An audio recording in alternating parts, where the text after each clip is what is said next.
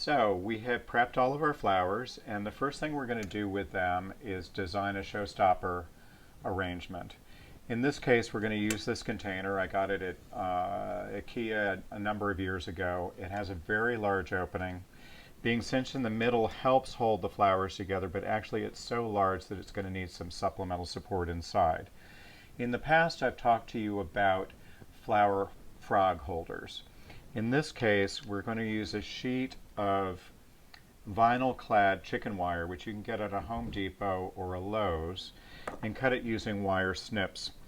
Basically a square or a rectangle, and you'll be folding it and linking it together and then molding it into the vase like this. What's important to know is that you're not just wanting to put a dome over the top. In many cases where you have an open bowl, you really want to bring the wire in and under so that there's a second layer of mesh to catch the stems. Otherwise they just flop out. So with that said, we'll start designing. I'm going to use my Lazy Susan so I can turn this easily. And here we go. So I'm going to start with the sunflowers first and create a collar around the perimeter because these are such large blooms.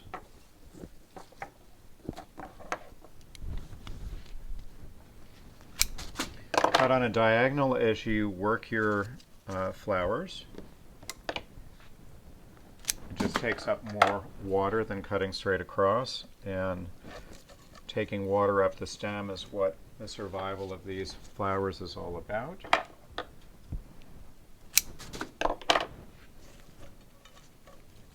And I want to make sure that the heads are over the rim of the vase or bowl, because I like to break the line of the rim.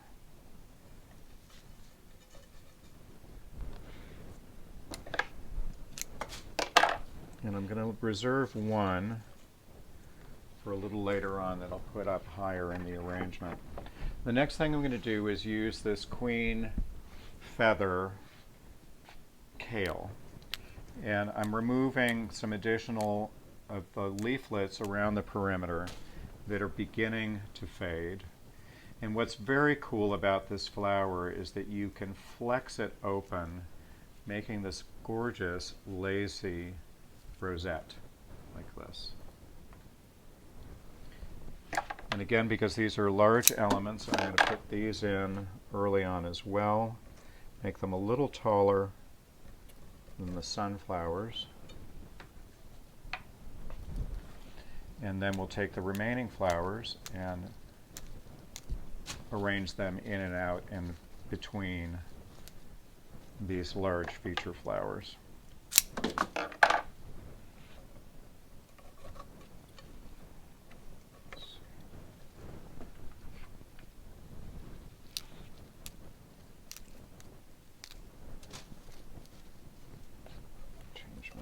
I'm changing my mind here because this is such a broad stem.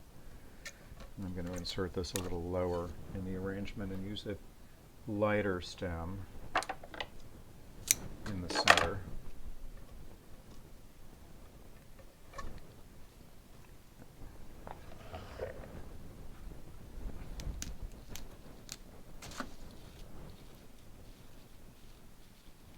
So what's once started looking like a feather duster and now is much more of a rose shape.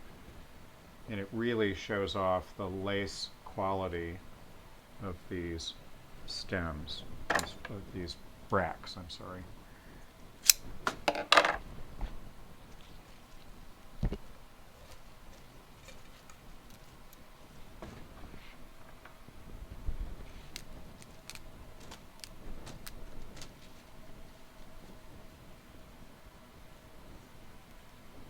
And you'll see a number of the stems have a slight arch to it, so pay attention to this arch. You see it's moving like this. You want it to move with the container as well, arching away from the center rather than pinching the center.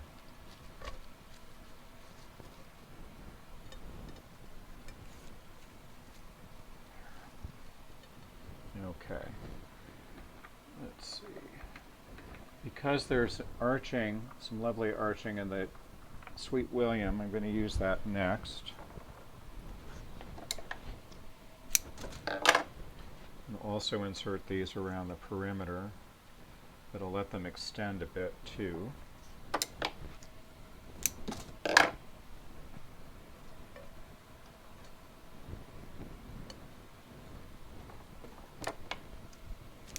And I've said in the past, go long, you can always shorten, but if you start too short, there's not much you can do about it.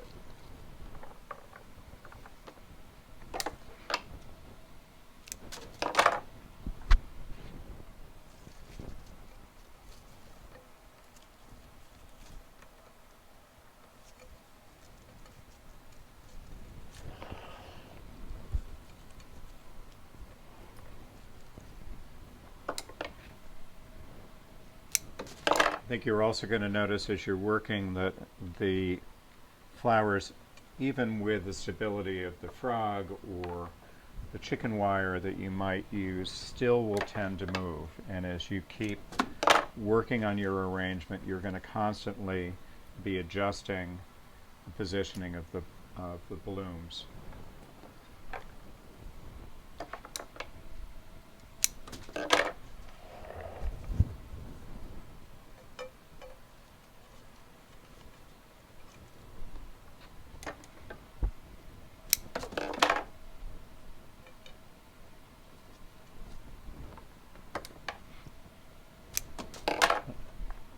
What I'm doing is adding a little bit of height by using two stems, one above the other.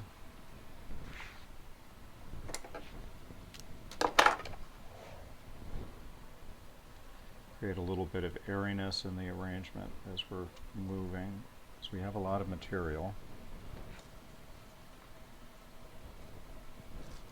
Yeah. Okay.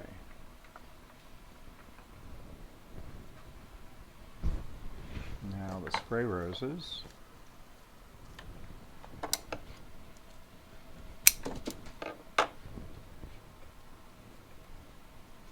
I love this combination of purple juxtaposed against the orange. This palette really says summer to me in so many ways. The brilliant, fun, kind of party colors. I think when I look at these colors, it just brings a smile to my face. It makes me really happy. And I think that's one of the real pleasures of jewel tone colors in anything. There's just so much energy the light plays with it.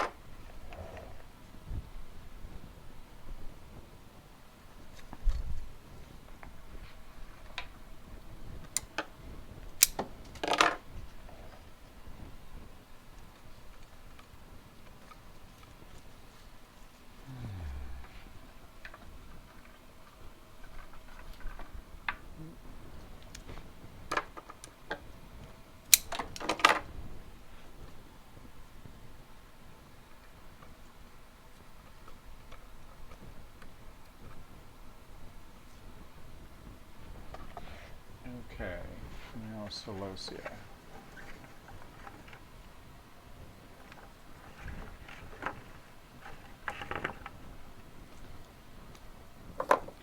Probably about now I should figure out where I'm going to put the sunflower as well.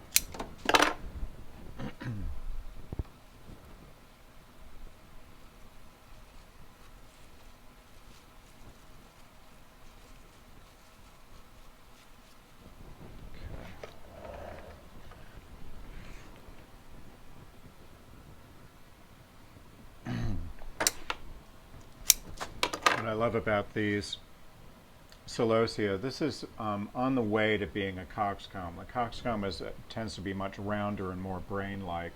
This reminds me of a fan coral. And these laterals are really fun. They're sort of shooting off as if they're having a party on their own too.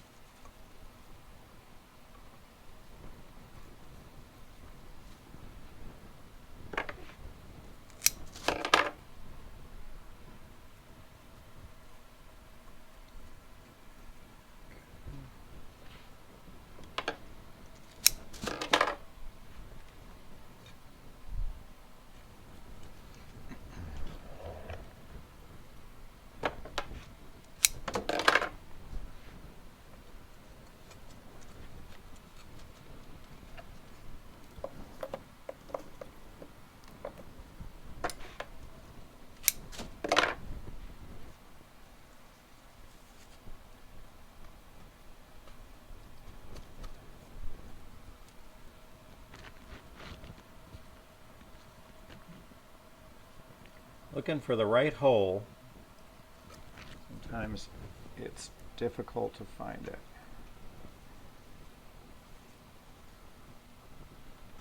There we go.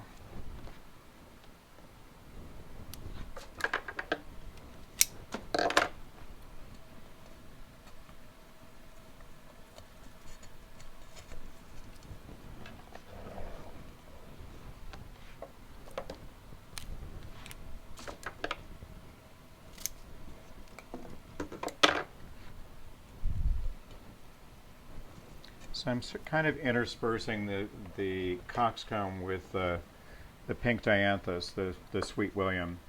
Right now the Sweet William is not showing a lot of color because it's in tight bud. So this kind of reinforces it and kind of gives you a little preview of what's to come. But it also, in an area arrangement like this, tends to reinforce the impact of the color, which I think is important.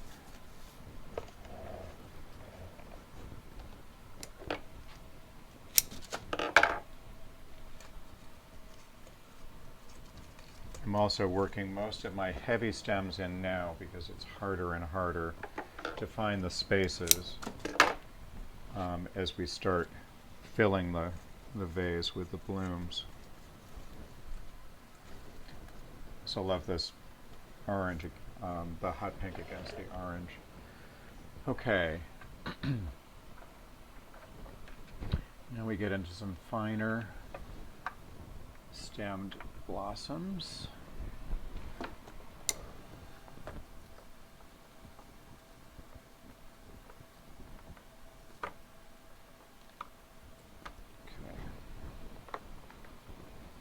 These I'm going to leave a little bit tall so that you can see them clearly.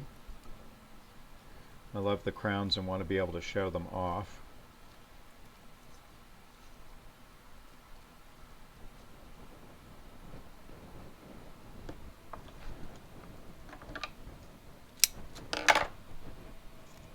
And with these, I think it makes a lot of sense to try to distribute them fairly evenly around the arrangement. This is a 360-degree arrangement, and in this case, because it'll be going on a table, in all likelihood, I am going for 360 symmetry. But I also want to try to keep a certain airiness or lightness about it and to be able to show the structure of this crown. If I have it too close to the bulk of the flowers, this kind of lovely crown that surrounds the collar that surrounds the aster gets lost.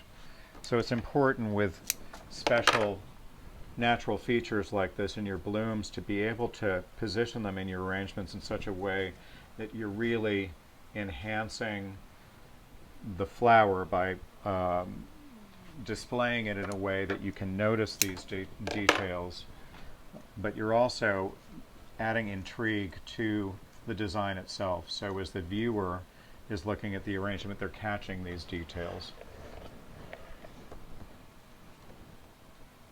The thing that's so pretty about this particular crown aster is this soft, warm, almost peachy pink.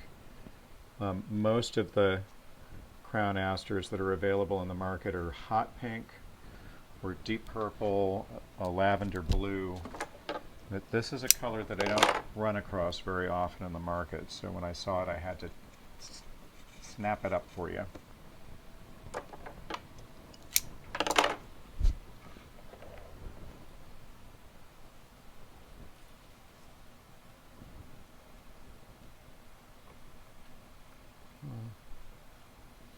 Yep, sometimes I have to talk to the flowers, insisting they find their place. And again, the more material put in, the harder it is to see through the flowers to know where you're going, if you're trying to find a little niche. Okay, add your atom. Remember when you're pulling stems out like I've just done with this, this last pile of 20 stems all at once, that the cut, when it's no longer in water, will start to dry. And once it's dried, the flower can no longer pull water up to the stem. So understand that it's great to pull this out so you can work with it and see what you've got, but you have to remember to recut the stem. Just because it was only a minute or two doesn't mean that it hasn't already sealed off, like a cut that you might get on your arm or your hand. As soon as the air hits it, it starts drying and it shuts down the ability for the flower to draw water up through the stem.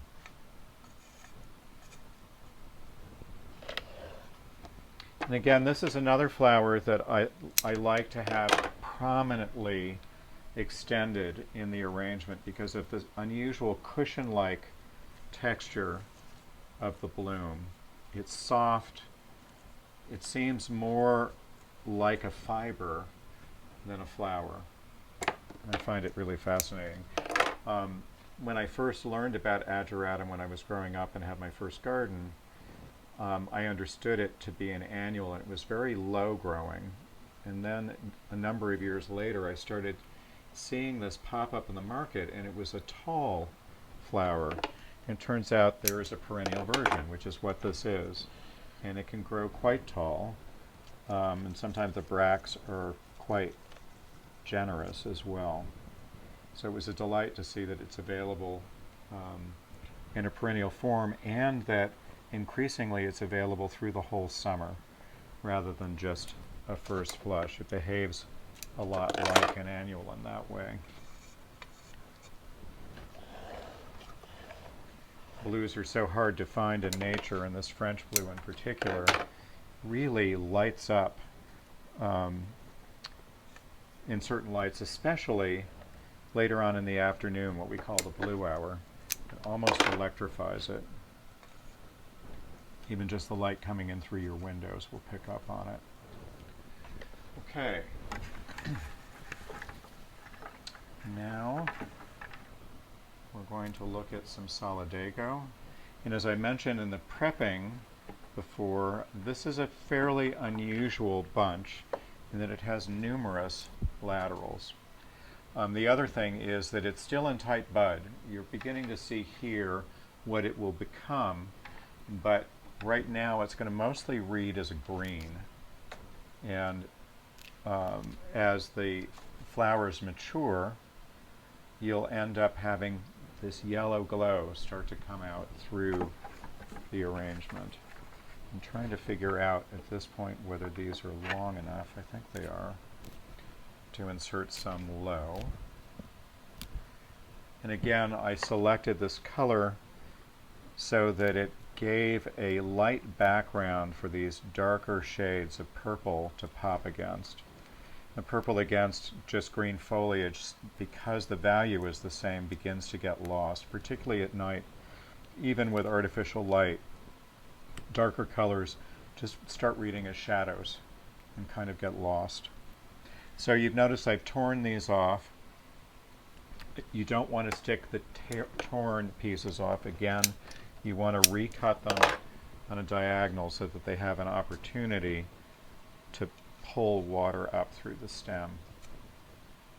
The tear, because it is a fine stretch of the plant material, dries almost in an instant. So you'll find if you don't do that, that you'll be very disappointed when it just simply withers in place. And when you're dividing up these laterals, in order for it to have any impact as you're inserting them, you should insert them in clusters of anywhere from 3 to 5 stems so that there's a presence where you've inserted them.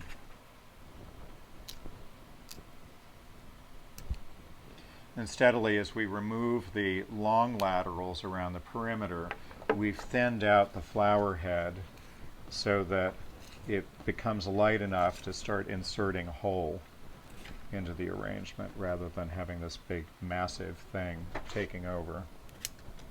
You'll start to see here these little dots of yellow. So it's kind of lightening up. This is a fine texture, which is adding another level of detail to the arrangement, and actually supports the fine filigree texture of the kale.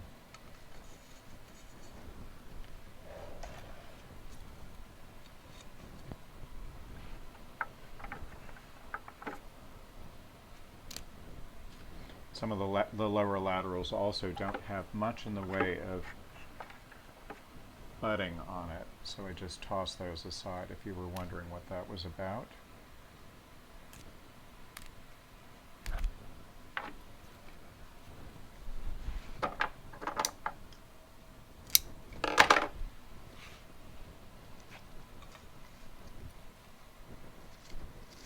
Again, when you're doing the insertions in groups, you want to go one way and another way and another way, so that you're spreading the wealth of the texture of the bloom.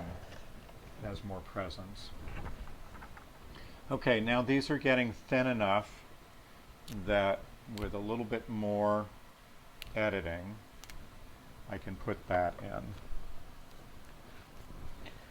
And I'm also going to encourage you to take a look, as we did earlier when we were prepping these stems, and look at the larger foliage that's inside the cluster of stems and remove that, because again, it tends to fail while the water, it seems to be channeling a course to the flowers. So now we're going to start inserting these up higher in the arrangement. It will help bring the eye up through this collection of flowers that you're putting together, and lighten the arrangement as well. And you can save these laterals for little nosegays that you might put on your windowsill or on the vanity or ledge in your bathroom. You can always use them. I think one of the things that I love is collecting tiny little vases, little bud vases that I can use. I hate to throw any of these things out because they're so pretty.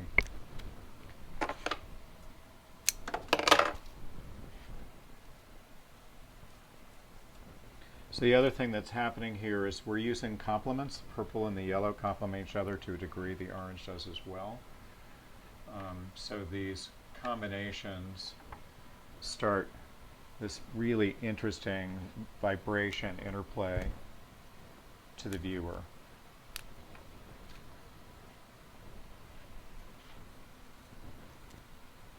And once we've added a little bit of light contrast to this, the last blooms, these purple Monte Cassino asters with their yellow centers, will begin to have a foil to be visible in the arrangement. This also is reinforcing the presence of this gorgeous cadmium yellow of the Vincent sunflowers. Still a little too heavy. Lighten this up a little bit more.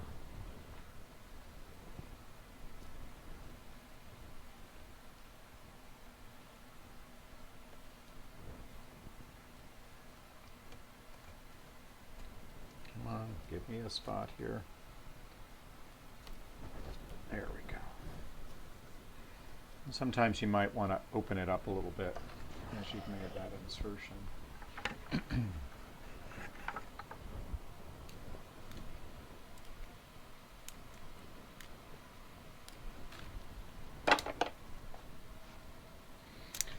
And as you keep turning the vase, you want to make sure that you have it, in this particular design, a sort of uniform distribution of each of the elements.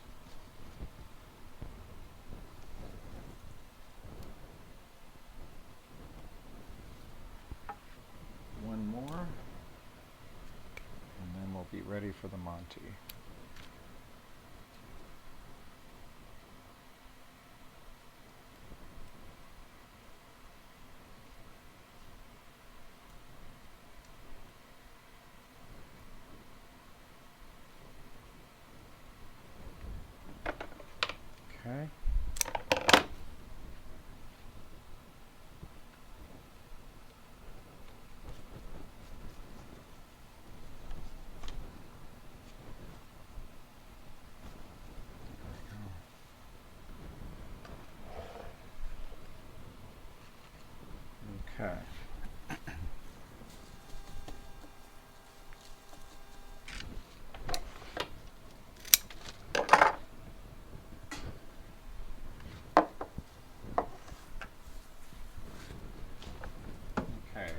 Monte Cassino.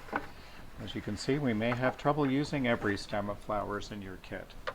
It's not such a bad thing to have a showstopper arrangement, and it's still a little extra to spread around.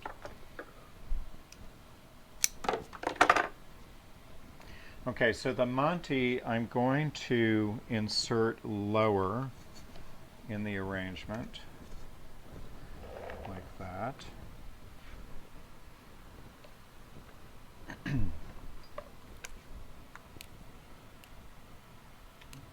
Again, I'm going to lighten these sprays a little bit.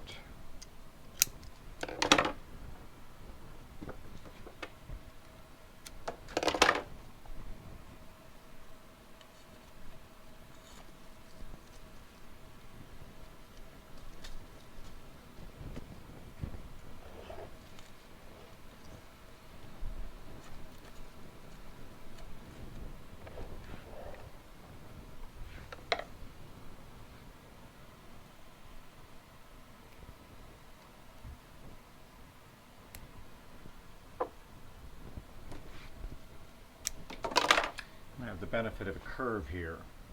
I want it to arch out, so this will help me.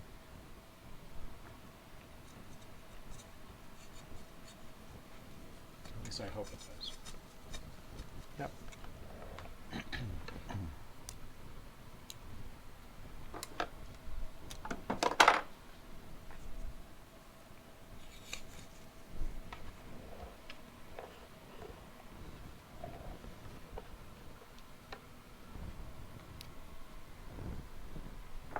These lighter ones I will add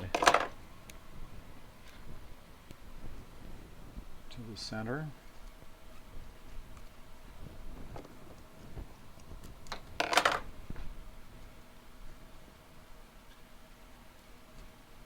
Again, keeping them up high enough that I'm not obscuring the kale.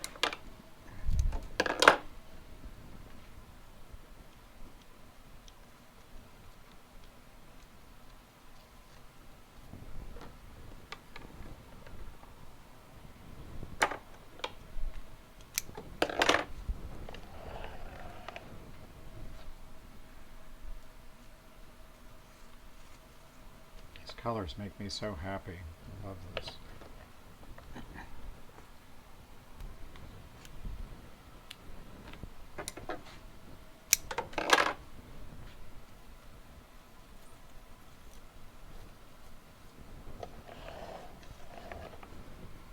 As it happens, I seem to be working in pentagrams or pentagons.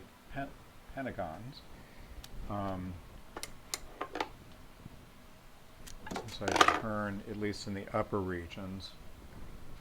I started out with 5 sunflowers around the perimeter, and that seemed to have set the tone for this.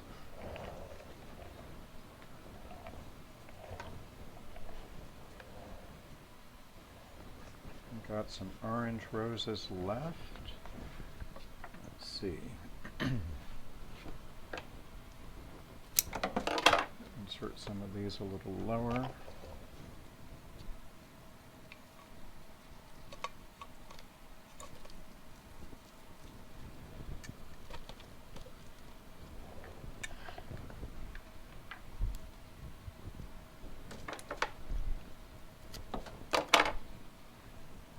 And I'm going to be inserting them adjacent to the Monte Cassino that I just put in. Again, it's complement. It helps draw your eye to the darker color and register that it's there. The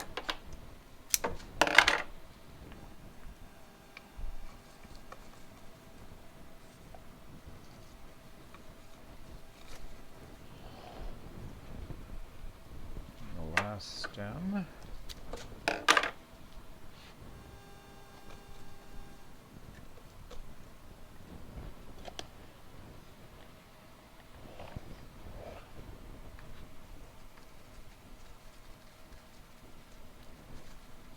Sometimes when you start out with the larger elements, they start to get buried, so it's a good idea to turn your arrangement, look around, and see if that in fact has happened. And if it has, just ease it out a little bit so that you can appreciate the form again. So there you have a beautiful, exuberant summer arrangement, all made from the flowers in your kit. Thank you so much. I hope you enjoyed this.